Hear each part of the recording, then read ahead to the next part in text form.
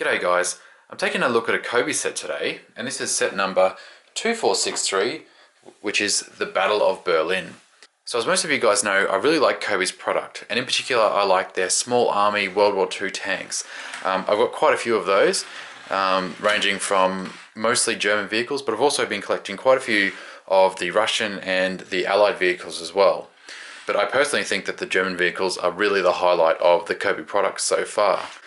But when I saw this set, the Battle of Berlin, it's a little bit different. So obviously it's a building, it's the Brandenburg Gate.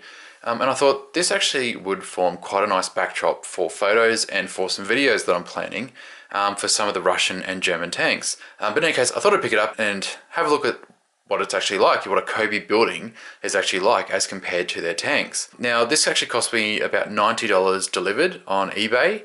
This came from Poland to Australia. Alrighty. So let's get into this set. Taking a quick look around the box, you can see the top there, a couple of the minifigures included. This actually comes with a dog and a really cool looking Russian general. So he's actually got quite a lot of detailed printing there. And looking at the back, you can just see the actual Brandenburg Gate. Oh, there's, it actually says there. It actually says there what the vehicle is. It's a GAZ 67.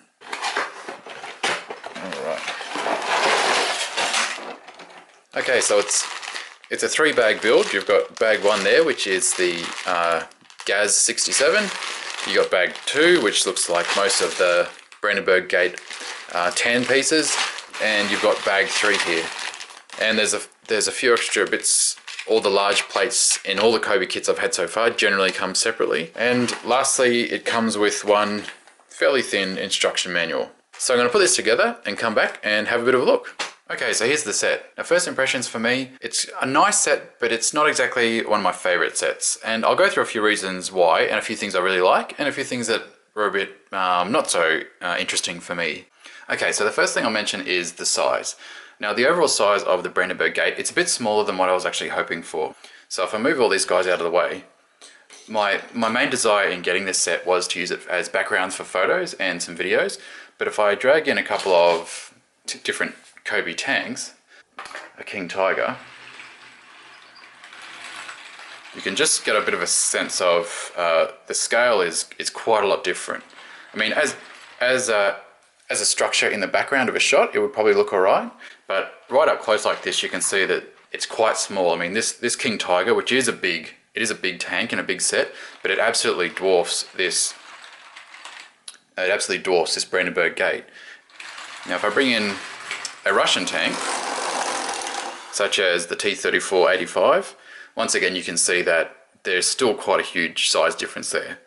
And I mean, and now it kind of makes sense now why COBI decided to include this vehicle, because this vehicle looks quite good in a size comparison with the actual set itself.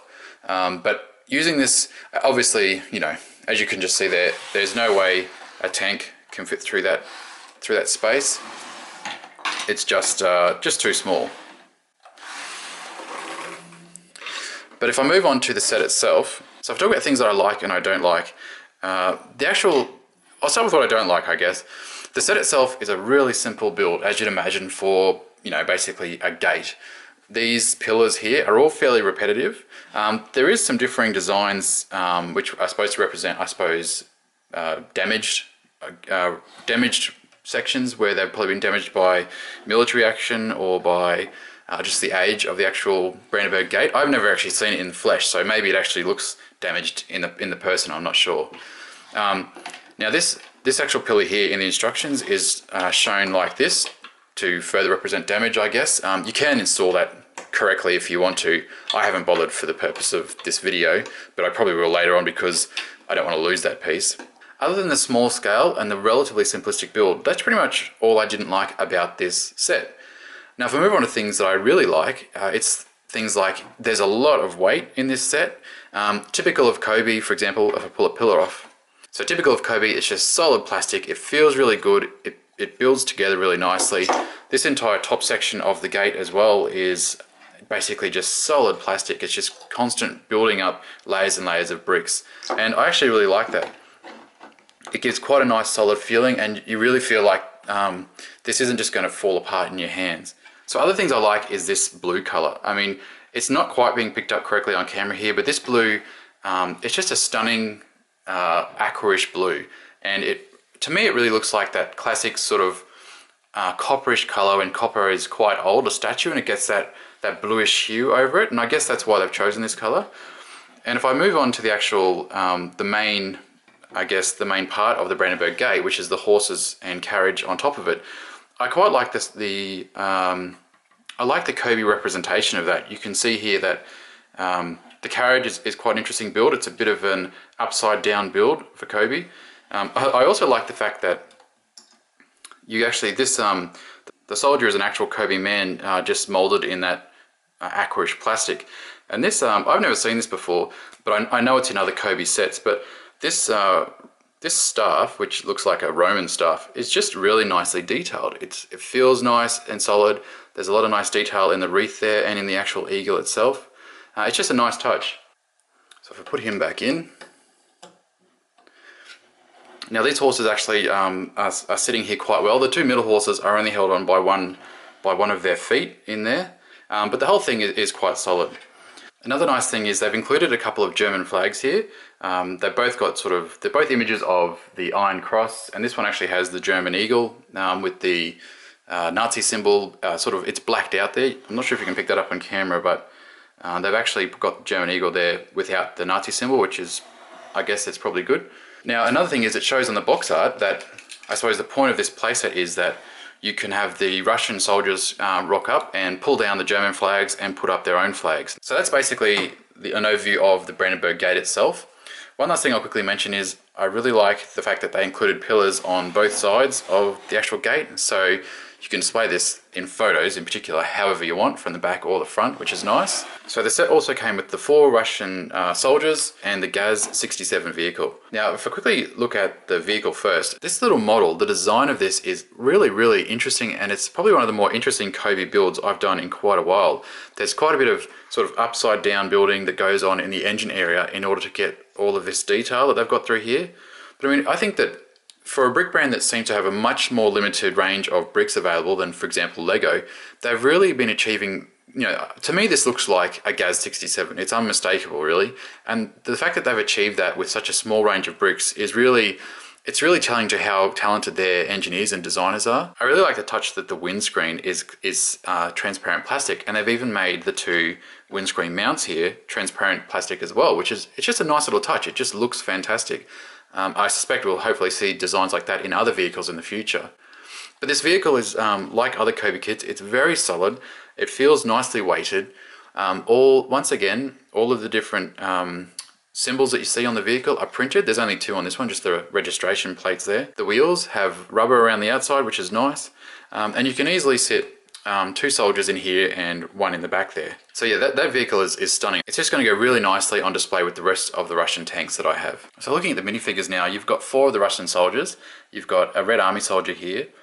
You've got 2 of these green soldiers. Now, I'm not exactly sure what that eagle symbol on top there is. I'm not sure if that's another Russian symbol or if it's a Polish symbol. I hope that someone maybe might be able to help me out in the comments and let me know. And you've also got this figure here, which I haven't seen before, which is a Russian general. And you can probably make out on his chest there, this general has printing with quite a few different medals. So he's obviously quite high up in the military. Someone who's probably being escorted in the Gaz-67 by these different soldiers here. But once again, COBI's done a great job with printing. They're going to the effort now of printing teeth on the actual soldiers themselves. Instead of just having a black mouth, they've actually got a couple of different colors in there representing teeth and a tongue, which is interesting. Another nice little addition with this set is this rifle here. Now, I'm not sure what this rifle is called, or a machine gun, but it's a really nice molding from COBI. It's got fine detail and it just looks the part. And once again, they've also got I believe a new rifle there, a Russian rifle, and they've got the standard, I think that's the PPSH Russian machine gun. So overall, I'm really impressed with these figures. They look nice. I'm not a huge fan of this cape on the actual, that they've included with a few Russian soldiers now. But on this general, it does actually look the part. So overall, with the figures, I'm really impressed. All right, and this is the little dog that's included. And just to give you a comparison, here's a couple of little Lego dogs on either side. Now, the Russian dog, the actual brown is a very muted plastic, and it's a much larger overall dog. And one big difference between Lego and COBI here is they've actually molded the dog in 2 pieces and then so on either side, a left and a right, and then basically glued them together, I guess.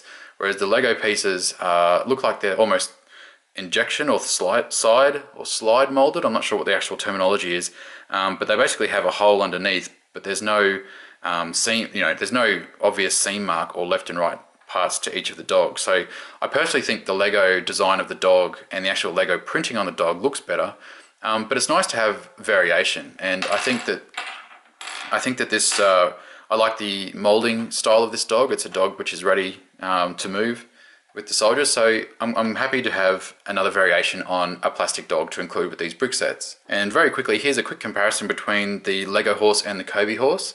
Now, I don't think this is a contest. I think the Lego horses look fantastic. They have good movement in their head, and you can also stand them up on their hind legs. They just look really nice, like really nice horses. But with that said, the detailing on the COBI horse, the molding is really nice. The plastic feels good. The molding on the face and on the neck hair looks really detailed. Once again, this has been molded like the dog. It's been molded in a left and right side and then glued or pushed together, which I'm not a big fan of, but at the end of the day, this isn't a bad horse. It works quite well for what it's trying to achieve. So that's my look at the COBI Battle of Berlin set. Let me know if you agree with what I've said, if there's any bits which you really like or don't like. I'd be interested in your opinion. In any case, guys, if you have any questions or want to leave a comment, please let me know and I'll get back to you. Thanks very much, and I'll see you next time.